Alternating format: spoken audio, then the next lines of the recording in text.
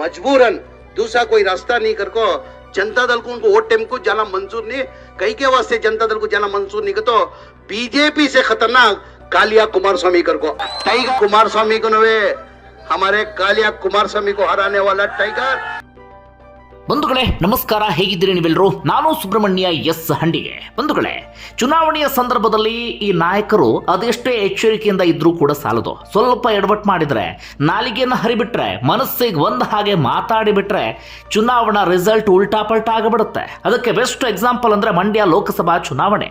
Nikhil Kumaraswamy versus Sumalatha Ambareesh ನಡುವಿನ ಪೈಪೋಟಿ ಇಡೀ ದೇಶದ ಗಮನ ಸೆಳೀತಾ ಇತ್ತು. ಏನಾಗಬಹುದು ಅಂತ ಎಲ್ಲರೂ ಕುತೂಹಲದಿಂದ ನೋಡ್ತಾ ಇದ್ರು. ಚುನಾವಣೆಯ ಸಂದರ್ಭದಲ್ಲಿ ಜೆಡಿಎಸ್ ನಾಯಕರು ಉದ್ದೇಶಪೂರ್ವಕವಾಗಿಯೋ ಯಾವ ಕಾರಣಕ್ಕಾಗಿಯೋ ಗೊತ್ತಿಲ್ಲ, ನಾ ಮುಂದು ತಾ ಮುಂದು ಅನ್ನುವಂತೆ ಸುಮಲತಾ ಅಂಬರೀಶ್ ವಿರುದ್ಧ ಹೇಳಿಕೆಯನ್ನು ಕೊಟ್ಟರು, ನಾಲಿಗೆಯನ್ನು ಹರಿಬಿಟ್ರು. ರಿಸಲ್ಟ್ ಏನಾಯಿತು ಅನ್ನೋದನ್ನು ನೀವೆಲ್ಲರೂ ಕೂಡ ನೋಡಿದ್ರಿ. ರಿಸಲ್ಟ್ ಆ ರೀತಿಯಾಗಿ ಬರೋದಕ್ಕೆ ಬೇರೆ ಬೇರೆ ಕಾರಣಗಳಿತ್ತು. ಅದರಲ್ಲಿ ಒಂದು ಕಾರಣ ಅಂದ್ರೆ ಮನಸ್ಸಿಗೆ ಬಂದ ಹಾಗೆ ನಾಲಿಗೆಯನ್ನು ಹರಿಬಿಟ್ಟಿದ್ದು. ಯಾಕೆ ಈಗ ಈ ವಿಚಾರವನ್ನು ಪ್ರಸ್ತಾಪ ಮಾಡ್ತಿದ್ದೀನಿ ಅಂದ್ರೆ, ಚನ್ನಪಟ್ಟಣ ಬೈ ಎಲೆಕ್ಷನ್ ಸಂದರ್ಭದಲ್ಲಿ ಜಮೀರ್ ಅಹಮದ್ರ ಹೇಳಿಕೆ ಇದೀಗ ಅದೇ ರೀತಿಯಾಗಿ ಪರಿಣಾಮ ಬೀರುವಂತ ಲಕ್ಷಣವನ್ನ ತೋರಿಸ್ತಾ ಇದೆ. ಚನ್ನಪಟ್ಟಣ ಬೈ ಎಲೆಕ್ಷನ್ ಕೂಡ ಇಡೀ ರಾಜ್ಯದ ಗಮನವನ್ನು ಸೆಳೀತಾ ಇದೆ. ಸ್ವತಃ ಕಾಂಗ್ರೆಸ್ ಅಭ್ಯರ್ಥಿಯಾಗಿರುವಂತಹ CP ಯೋಗೇಶ್ವರ್ ಒಂದೊಂದು ಹೆಜ್ಜೆಯನ್ನು ಕೂಡ ಎಚ್ಚರಿಕೆಯಿಂದ ಇಡ್ತಾ ಇದ್ದಾರೆ. ಅದರಲ್ಲೂ ಕೂಡ ಮಾತಾಡುವಂತಹ ಸಂದರ್ಭದಲ್ಲಿ ಬಹಳ ಎಚ್ಚರಿಕೆಯಿಂದಲೇ ಇದ್ದಾರೆ. ಕುಮಾರಸ್ವಾಮಿಯನ್ನಾಗಲಿ, JDSನ ನಾಯಕರನ್ನಾಗಲಿ ಅಥವಾ BJP ನಾಯಕರನ್ನಾಗಲಿ ಕಟು ಪದಗಳಿಂದ ಟೀಕಿಸ್ತಾ ಇಲ್ಲ. ಎಷ್ಟು ಟೀಕೆ ಮಾಡಬೇಕೋ, ಎಷ್ಟು ನಿಂದಿಸಬೇಕೋ ಅಷ್ಟನ್ನು ಮಾತ್ರ ಮಾಡ್ತಿದ್ದಾರೆ. CP ಯೋಗೇಶ್ವರ್ ಬಹಳ ಚೆನ್ನಾಗೊತ್ತು.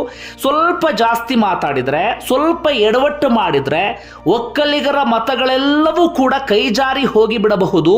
JDSನ ಪರವಾಗಿ ಹೋಗಿಬಿಡಬಹುದು ಅಥವಾ ಕುಮಾರಸ್ವಾಮಿ ಪರವಾಗಿ ಅವರೆಲ್ಲರೂ ಕೂಡ ಒಗ್ಗಟ್ಟನ್ನು ಪ್ರದರ್ಶನ ಮಾಡಬಹುದು ಅನ್ನೋದು CP ಯೋಗೇಶ್ವರ್ ಬಹಳ ಚೆನ್ನಾಗಿ ಗೊತ್ತು. ಹೀಗಾಗಿ ಎಷ್ಟು ಮಾತಾಡಬೇಕೋ ಅಷ್ಟನ್ನು ಮಾತ್ರ ಮಾತಾಡ್ತಿದ್ದಾರೆ. ಆದರೆ ಈಗ ಅದೇ CP ಯೋಗೇಶ್ವರ್ಗೆ ಎಡವಟ್ಟು ಮಾಡಿದ್ಯಾರಪ್ಪ ಅಂದ್ರೆ ಜಮೀರ್ ಅಹಮದ್ ಖಾನ್. ಜಮೀರ್ ಅಹಮದ್ ಖಾನ್ ವಿರುದ್ಧ ಸ್ವತಃ ಕಾಂಗ್ರೆಸ್ನ ನಾಯಕರೇ ಈಗಾಗಲೇ ಆಕ್ರೋಶವನ್ನು ವ್ಯಕ್ತಪಡಿಸ್ತಾ ಇದ್ರು. ತಮ್ಮದೇ ಆದಂಥ ರೀತಿಯಲ್ಲಿ ಅಸಮಾಧಾನವನ್ನು ಹೊರಹಾಕ್ತಾ ಇದ್ರು. ಅದಕ್ಕೆ ಪ್ರಮುಖವಾದಂಥ ಕಾರಣ ಈ ವಕ್ಫ್ಗೆ ಸಂಬಂಧಪಟ್ಟ ಹಾಗೆ ಯಾವ ರೀತಿಯಾಗಿ ಸದ್ದಾಯಿತು, ಸುದ್ದಿ ಆಯಿತು, ನೀವೆಲ್ಲರೂ ಕೂಡ ಗಮನಿಸ್ತಾನೆ ಇದ್ರಿ. ಅದು ಕಾಂಗ್ರೆಸ್ಗೆ ಬೇರೆ ಬೇರೆ ರೀತಿಯಲ್ಲಿ ಹೊಡೆತ ಕೊಡುವಂಥ ಲಕ್ಷಣಗಳು ಕೂಡ ಕಾಣಿಸ್ತಾ ಇದೆ. ಅದರಲ್ಲೂ ಕೂಡ ಬೈ ಎಲೆಕ್ಷನ್ ಸಂದರ್ಭದಲ್ಲಿ ಆ ವಿವಾದ ಮುನ್ನೆಲೆಗೆ ಬಂದಂಥ ಕಾರಣಕ್ಕಾಗಿ ಅದು ಚುನಾವಣೆಯ ಸಂದರ್ಭದಲ್ಲೂ ಕೂಡ ಪೆಟ್ಟು ಕೊಡುವ ಹಾಗೆ ಕಾಣಿಸ್ತಾ ಇದೆ. ಅದಕ್ಕೆ ಮೂಲ ರೂವಾರಿ ಅಥವಾ ಪ್ರಮುಖ ಕಾರಣ ಅಂದ್ರೆ ಜಮೀರ್ ಅಹಮದ್ ಖಾನ್. ಈ ಕಾರಣಕ್ಕಾಗಿ ಸ್ವತಃ ಕಾಂಗ್ರೆಸ್ನ ನಾಯಕರೇ ಜಮೀರ್ ಅಹಮದ್ ಖಾನ್ ವಿರುದ್ಧ ಆಕ್ರೋಶವನ್ನು ಹೊರಹಾಕ್ತಾ ಇದ್ದಾರೆ. ಇದೇ ಸಂದರ್ಭದಲ್ಲಿ ಕಾಂಗ್ರೆಸ್ ನಾಯಕರು ಏನು ಮಾಡಿಬಿಟ್ರು, ಚನ್ನಪಟ್ಟಣ ಬೈ ಎಲೆಕ್ಷನ್ ಪ್ರಚಾರಕ್ಕೆ ಅಂತ ಜಮೀರ್ ಅಹಮದ್ ಖಾನ್ರನ್ನ ಕರ್ಕೊಂಡು ಹೋದ್ರು. ಅತ್ಯಂತ ಕಡಿಮೆ ಖರ್ಚಲ್ಲಿ ಸಿಂಗಾಪುರ್, ಮಲೇಷಿಯಾ ಸುತ್ತಾಡಬೇಕಾ? ಸೆವೆನ್ ಸ್ಯಾಂಡ್ಸ್ ಟೂರಿಸಂ ಕಂಪನಿ ಅಂಥದ್ದೊಂದು ಅದ್ಭುತ ಅವಕಾಶ ಮಾಡಿಕೊಡ್ತಾ ಇದೆ. ಕೇವಲ 98,700 ರೂಪಾಯಿಗೆ 6 ದಿನಗಳ ಪ್ರವಾಸ ಆಯೋಜನೆ ಮಾಡಲಾಗಿದೆ. ಈ ವಿಶೇಷ ಪ್ಯಾಕೇಜ್ನಲ್ಲಿ ಫ್ಲೈಟ್ ಟಿಕೆಟ್, ವೀಸಾ, 3 ಸ್ಟಾರ್ ಹೋಟೆಲ್ನಲ್ಲಿ ಸ್ಟೇ, ಇಂಡಿಯನ್ ರೆಸ್ಟೋರೆಂಟ್ನಲ್ಲಿ ರುಚಿ ರುಚಿಯಾದ ಊಟ, ಎಂಟ್ರಿ ಟಿಕೆಟ್ಸ್ಗಳು ಸೇರಿ ಹಲವು ವ್ಯವಸ್ಥೆ ಇದೆ.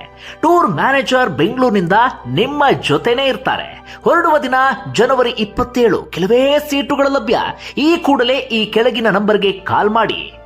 ಯಾಕೆ ಜಮೀರ್ ಅಹಮದ್ ಖಾನ್ರನ್ನ ಕರ್ಕೊಂಡು ಹೋದ್ರು ಅಂದ್ರೆ, ಚನ್ನಪಟ್ಟಣದಲ್ಲಿ ಸದ್ಯ ಹೇಗಾಗಬಿಟ್ಟಿದೆ ಅಂದ್ರೆ ಜಾತಿ ಲೆಕ್ಕಾಚಾರ ಜೋರಾಗಿ ನಡೀತಾ ಇದೆ. ಒಕ್ಕಲಿಗರ ಮತ ಹೆಚ್ಚು ಕಡಿಮೆ 1 ಲಕ್ಷದ ಮೇಲಿದೆ. ಅದು ಡಿವೈಡ್ ಆಗುವ ಹಾಗೆ ಕಾಣಿಸ್ತಾ ಇದೆ. ಕಾರಣ ಇಬ್ಬರು ಕ್ಯಾಂಡಿಡೇಟ್ಗಳು ಕೂಡ ಒಕ್ಕಲಿಗ ಸಮುದಾಯಕ್ಕೆ ಸೇರಿದಂಥವರು, ತಮ್ಮದೇ ಆದಂಥ ರೀತಿಯಲ್ಲಿ ಪ್ರಭಾವ ಬೀರುವಂಥ ನಾಯಕರು ಒಕ್ಕಲಿಗ ಸಮುದಾಯದಲ್ಲಿ. ಇನ್ನುಳಿದಂತೆ SC/ST ಮತಗಳು ಹೆಚ್ಚಿದ್ದಾವೆ. ಜೊತೆಗೆ ಬೇರೆ ಬೇರೆ ಸಣ್ಣ ಪುಟ್ಟ ಜಾತಿಯ ಮತಗಳು ಕೂಡ ಇದ್ದಾವೆ. ಇನ್ನು ಪ್ರಮುಖವಾದಂಥ ಮತ ಅಂದ್ರೆ ಅದು ಮುಸ್ಲಿಂ ಸಮುದಾಯದ ಮತ. ಕಳೆದ ಬಾರಿ ಏನಾಗ್ಬಿಟ್ಟಿತ್ತು ಅಂದ್ರೆ CP ಯೋಗೇಶ್ವರ್ ಕುಮಾರಸ್ವಾಮಿಗೆ ತೀವ್ರ ಪೈಪೋಟಿಯನ್ನು ಕೊಟ್ಟುಬಿಟ್ಟಿದ್ರು. ಆದರೆ ಕುಮಾರಸ್ವಾಮಿ ಮುಸ್ಲಿಂ ಮತವನ್ನ ಅತಿ ಹೆಚ್ಚು ಪಡೆದಂತ ಕಾರಣಕ್ಕಾಗಿ ಅಲ್ಲಿ ಗೆಲುವನ್ನ ಸಾಧಿಸಿದ್ರು ಎನ್ನುವಂತ ವಿಶ್ಲೇಷಣೆ ಚುನಾವಣಾ ಬಳಿಕ ನಡೀತು. ನೀವೆಲ್ಲರೂ ಕೂಡ ಗಮನಿಸಿರ್ತೀರಿ. ಕುಮಾರಸ್ವಾಮಿ ಪರವಾಗಿ ಮುಸ್ಲಿಂ ಸಮುದಾಯದವರು ಒಗ್ಗಟ್ಟು ಪ್ರದರ್ಶನ ಮಾಡಿದ್ರು ಅಥವಾ ಮತವನ್ನ ಚಲಾಯಿಸಿದ್ರು. CP ಯೋಗೇಶ್ವರ್ BJPಯಲ್ಲಿ ಇದ್ದಂತ ಕಾರಣಕ್ಕಾಗಿ ಮುಸ್ಲಿಂ ಮತಗಳನ್ನು ಸೆಳೆಯೋದಿಕ್ಕೆ ಸಾಧ್ಯ ಆಗಲಿಲ್ಲ. ಈ ಬಾರಿ ಏನಾಗಬಿಟ್ಟಿದೆ ಅಂದ್ರೆ CP ಯೋಗೇಶ್ವರ್ ಹಾಗೆ ಕುಮಾರಸ್ವಾಮಿ ಇಬ್ಬರೂ ಕೂಡ ಮುಸ್ಲಿಂ ಸಮುದಾಯದ ಮತವನ್ನು ಸೆಳೆಯೋದಿಕ್ಕೆ ಪ್ರಯತ್ನವನ್ನ ಪಡ್ತಾ ಇದ್ದಾರೆ. ಕುಮಾರಸ್ವಾಮಿ ತಮ್ಮದೇ ಆದಂಥ ಯತ್ನ ನಡೆಸ್ತಾ ಇದ್ದಾರೆ ಮುಸ್ಲಿಂ ಮತ ಸೆಳೆಯೋದಕ್ಕೆ. ಯಾವ ರೀತಿಯಾಗಿ ಅಂದರೆ, ಈಗ ಅವರು NDA ಜೊತೆ ಗುರುತಿಸ್ಕೊಂಡಿರುವ ಕಾರಣಕ್ಕಾಗಿ ಅಥವಾ ಮೈತ್ರಿ ಮಾಡ್ಕೊಂಡಿರೋ BJP ಜೊತೆ ಮಾಡ್ಕೊಂಡಿರುವ ಕಾರಣಕ್ಕಾಗಿ ಒಂದು ಆತಂಕ ಇದ್ದೇ ಇದೆ, ಮುಸ್ಲಿಂ ಸಮುದಾಯ ಎಲ್ಲಿ ದೂರ ಆಗಿಬಿಡುತ್ತೋ ಏನು ಕತೆ ಅಂತ ಹೇಳಿ.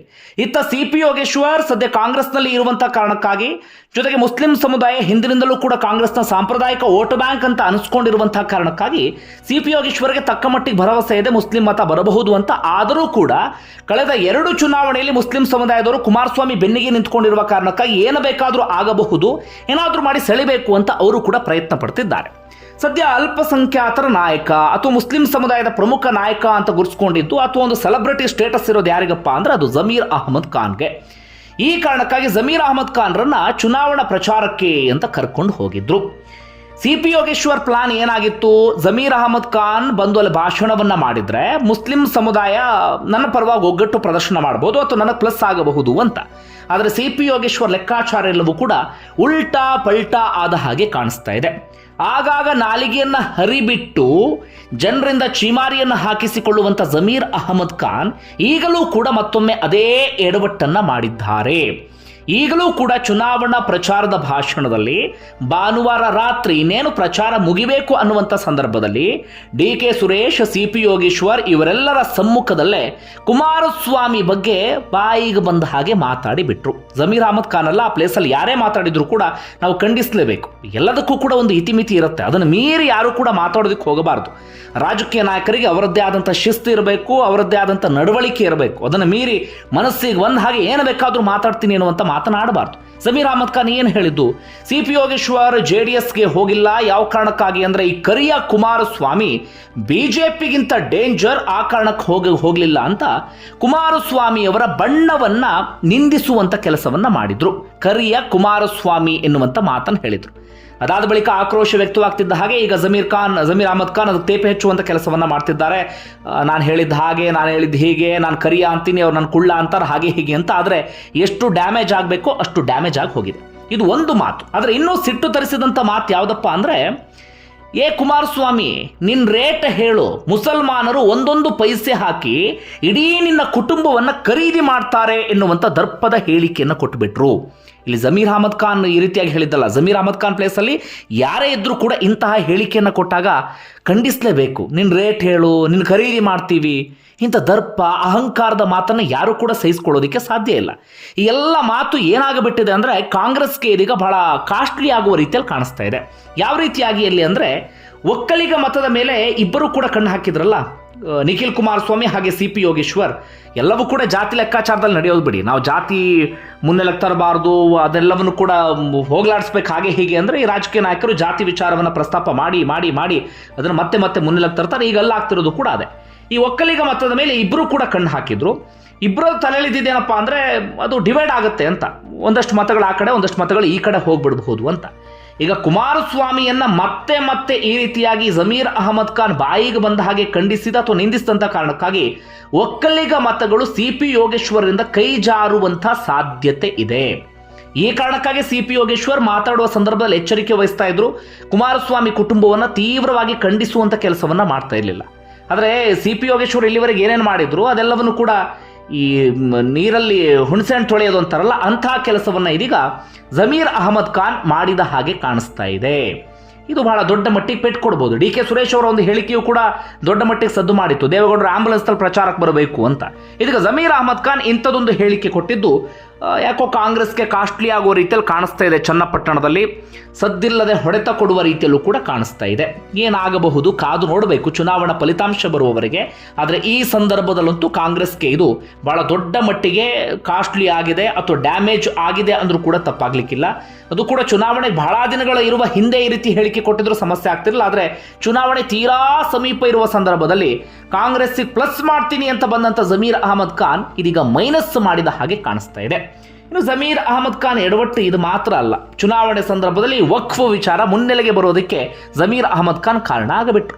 ಪ್ರತಿ ಜಿಲ್ಲೆಗೆ ಹೋಗಿಬಿಟ್ರು, ವಕ್ಫ್ ಅದಾಲತ್ತನ್ನು ನಡೆಸಿಬಿಟ್ರು, ಅಲ್ಲಿರುವಂಥ ಅಧಿಕಾರಿಗಳಿಗೆ ಸೂಚನೆ ಕೊಟ್ಬಿಟ್ರು, ಎಲ್ರಿಗೂ ನೋಟಿಸ್ ಕೊಡಿ, ನೀವು ಫ್ಲಾಗಿಂಗ್ ಮಾಡಿ ಹಾಗೆ ಹೀಗೆ ಅಂತ.